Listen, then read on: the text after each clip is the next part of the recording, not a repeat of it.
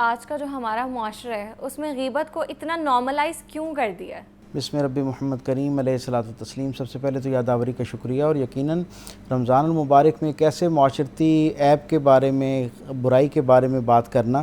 کہ جو اس درجے پہ ہمارے زندگیوں کے اندر سرایت کر گئی ہے کہ اب اسے گناہ یا عیب کے طور پر تصور ہی نہیں کیا جاتا۔ یعنی آپ اس بات کا اندازہ لگائیے کہ یہ روزمرہ کے معمولات میں اتنا ہماری زندگی کا حصہ بن گیا ہے کہ ہمیں اندازہ ہی نہیں ہوتا کہ ہم کسی شخص کے بارے میں اس کی غیر موجودگی میں جو بات کر رہے ہیں وہ اس کی نہ جانے کتنے برسوں کی جو ایک تشخص ہے اور ایک ریاضت ہے، اور اپنے بارے میں ایک لوگوں کے دل میں جو اس نے ایک مثبت رائے بنا رکھی ہے، ہمارے ایک چھوٹی سی غیر ذمہ دارانہ حرکت اس کے لیے اس کی شخصیت اور اس کے بارے میں جو ایک تعارف اور حوالہ ہے اس کو کس درجے پر نقصان پہنچا سکتا ہے۔ اسی لیے سرکار دو عالم صلی اللہ علیہ وسلم نے اس کی بڑی اعلانیہ اور واشگاف الفاظ میں جو ہے وہ مذمت بیان کی، اور اس معاملے کی حساسیت کا اندازہ اس بات سے لگائیں کہ خود قرآن حکیم میں پروردگار عالم نے اس عمل کو جو ہے وہ اپنے بھائی کی گوشت کھانے کے مترادف قرار دیا ہے، اور سرکار ختم مطبع صلی اللہ علیہ وسلم کے مزاج سے بھی، آپ کی شخصیت سے بھی جو پیغام ہم تک پہنچتا ہے اس میں حضور نے اس عمل کو انتہائی ناپسندیدہ قرار دیا ہے۔ ایک دن سرکار نے صحابہ کو اکٹھا کیا اور کہا کہ کیا تمہیں اس بات کا علم ہے کہ جو ہے وہ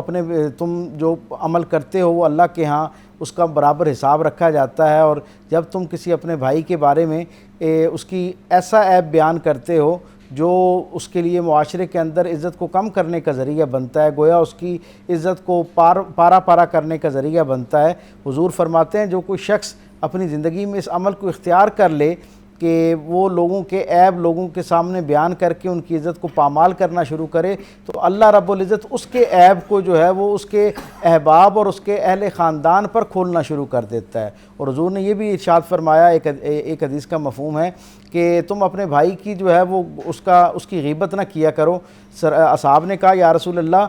ہم اپنے بھائی کی غیر موجودگی میں اگر اس کی کوئی ایسی بات بیان کریں جو عیب اس کے اندر موجود ہو تو کیا یہ بھی غیبت ہوگی؟ تو سرکار دو عالم صلی اللہ علیہ وسلم نے فرمایا کہ جو عیب پایا جاتا ہے اسے بیان کیا جائے تو وہ غیبت ہوتی ہے، اور اگر ایک ایسی بات کی جائے جو اس کے اندر عیب کی شکل میں موجود نہ ہو اس کے اخلاق اور کردار کے اندر، اور وہ بیان کی جائے تو وہ بہتان کہلاتا ہے۔ اچھا فدا صاحب یہ بتائیں کہ جو غیبت ہے اس کی تباہ کاریاں کیا ہیں؟ بسم اللہ الرحمن الرحیم۔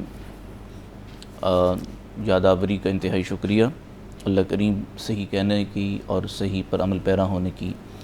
ہم سب کو توفیق عطا فرمائے۔ قرآن کریم برہان رشید سورہ حجرات میں رب العالمین نے اس بابت جو ارشاد فرمایا، آمنوا اجتنبوا کثیرا من الظن ان بعض الظن اثم ولا تجسسوا ولا یغتب بعضکم بعضا ایحب احدکم ان یأکل لحم اخیہ میتا فکرہتموہ واتقوا اللہ ان اللہ تواب الرحیم۔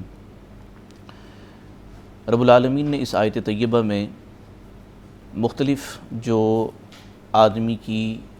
ذہنی اور روحانی طور پر کمیاں اور کوتاہیاں، خصوصاً غیبت، بہتان اور تعییب، ان بیماریوں کا ذکر کیا، ان کوتاہیوں کا ذکر کیا اور ان سے بچنے کا حکم فرمایا۔ معاشرے میں غیبت کی تباہ کاریاں، ہم اگر اس سوال کے جواب کو لے کر چلیں تو طویل وقت کی ضرورت ہے، لیکن میں مختصراً یہ عرض کروں کہ کسی بھی جگہ پر کوئی دو لوگ ہوں اور دو لوگوں کے درمیان غیبت کا معاملہ جب چل پڑتا ہے تو وہ دو لوگ نہیں رہتے، وہ تقسیم در تقسیم ہو جاتے ہیں۔ گھروں میں، خاندانوں میں، ازدواجی رشتوں میں، سسرالی رشتوں میں جب غیبت اور بہتان پھیلنے لگتا ہے تو نفرتیں اور قدورتیں وہ جنم ہی نہیں لیتی، بلکہ راکھ کر کے ان تمام رشتوں اور معاملات کو کر کے رکھ دیتی ہیں۔ میں یہ سمجھتا ہوں کہ غیبت صرف ایک روحانی ایلیمنٹ نہیں ہے، بلکہ اس سے آگے بڑھ کر ہمیں معاشرتی طور پر، اخلاقی طور پر بھی یہ چیز تباہ کر کے رکھ دیتی ہے، اور یہ ناسور کی طرح ہے۔ یعنی آپ یہ سمجھ لیں کہ کسی بھی ادارے میں جب وہاں غیبت، چغل خوری، اس طرح کی چیزیں شروع ہو جاتی ہیں تو وہ ادارہ پھیلنے، پھولنے اور پنپنے کے بجائے وہ مزید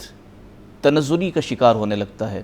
اور ایک وقت آتا ہے کہ وہ بالکل سرے سے ہی اس کا وجود ختم ہو جاتا ہے۔ بنیادی وجہ یہ ہے کہ وہاں غیبت اور اس طرح کی چیزیں، برائیاں اور ایک دوسرے کے کان بھرنا، جب یہ عادات عام ہونے لگتی ہیں تو سوسائٹی ٹوٹنے لگتی ہے۔ باقی میں یہ عرض کروں کہ قرآن کریم برہان رشید نے اس آیت طیبہ میں جو فرمایا کہ ایمان والو بدگمانی سے بھی بچو، ہمارے استاذ گرامی شیخ الحدیث جامع شرفیہ حضرت مولانا اکرم کاشمیری نور اللہ مرقدہ، انہوں نے اپنے دفتر میں اپنی کرسی کے اوپر ایک جملہ کر کے لکھ کے لگوایا ہوا تھا کہ بدگمانی کے لیے 1000 دلیلوں کی ضرورت ہے، جبکہ خوش گمانی کے لیے کسی دلیل کی ضرورت نہیں ہے، کہ مجھے اگر خوش گمان ہونا ہے تو خوش گمان ہونے کے لیے کسی دلیل کی ضرورت نہیں، بدگمان ہو رہا ہوں تو مجھے دلیل کی ضرورت ہے۔ اور حدیث میں آتا ہے ظنوا بالمؤمنین خیرا، اہل ایمان کے بارے میں اچھا گمان کرو۔ اور جیسے قبلہ ڈاکٹر صاحب فرما رہے تھے کہ کسی آدمی کا تشخص جو برسوں لگ کر اس نے یعنی لگا کر قائم کیا ہوتا ہے، تو بیک جنبش وہ اس کو دوسرا آدمی جو ہے نا غیبت کے ذریعے اس کو بالکل ڈھیر کر کے رکھ دیتا ہے۔ اس لیے گزارش یہ ہے کہ ہمیں اچھا گمان رکھنا ہوگا، اور جیسے رمضان المقدس گزر رہا ہے تو بھوک اور پیاس کے ساتھ ساتھ اپنی زبان کو غلط بولنے سے، غیبت بولنے سے اور غیبت کانوں کو سننے سے بھی ہم نے اس کو بھی محفوظ رکھنا ہوگا، روزہ رکھنا ہوگا۔ ڈاکٹر صاحب یہ بتائیں